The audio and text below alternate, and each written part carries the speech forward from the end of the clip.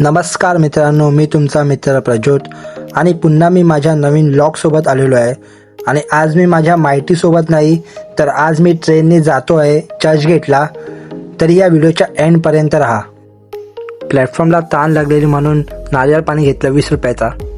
चर्चगेट ही train आली होती. प्लॅटफॉर्मला खूप गर्दी होती, तरी पण मी ह्या ट्रेनमध्ये चढलो आणि चर्चगेटला निघालो. आणि फायनली चर्चगेट हे स्टेशन आलं होतं.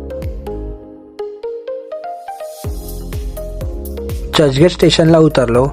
प्लॅटफॉर्मच्या बाहेर चालत चालत आलो आणि स्टेशनच्या बाहेरच 112 नंबर बस लागली होती.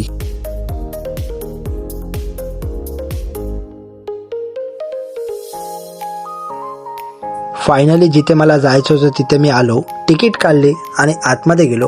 आज इथे मी YMCला बॉडी बिल्डिंग कॉम्पिटिशन बघण्यासाठी आलो होतो. तरी तुम्ही बघू शकता इथे कॉम्पिटिशन सुरू झालेले आहेत. आज पुन्हा मी हाईट बॉडी बिल्डिंग कॉम्पिटिशन बघायला गेलो होतो. आणि ही कॉम्पिटिशन अशी आहे जिथे बॉडी बिल्डर्सला हाईटनुसार कॅटेगरीमध्ये डिवाईड करतात. इथे वेट कन्सिडर केले जात नाही. फॉर एक्झाम्पल सांगायचं असं आहे, below 160 centimetre, 160 centimetre to 165 centimetre, 165 centimetre to 170 centimetre आणि लास्ट 170 सेंटीमीटर अबाव अशा कॅटेगरीज डिवाईड केले जातात. जजिंगमध्ये जज बघतात muscle size, muscle shape, symmetry, definition आणि सगळ्यात इम्पॉर्टंट स्टेज कॉन्फिडन्स. ॲटलिस्ट नाही कंपल्सरी पोजेस करायला सांगतात, जसं की front double bicep, side chest, back double bicep, abs आणि थाय.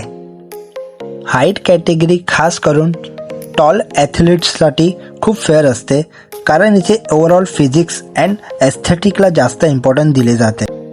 तरी आजचा हा व्लॉग तुम्हाला कसा वाटला आणि ही कॉम्पिटिशन तुम्हाला कशी वाटली हे मला कमेंट सेक्शनमध्ये नक्की कळवा.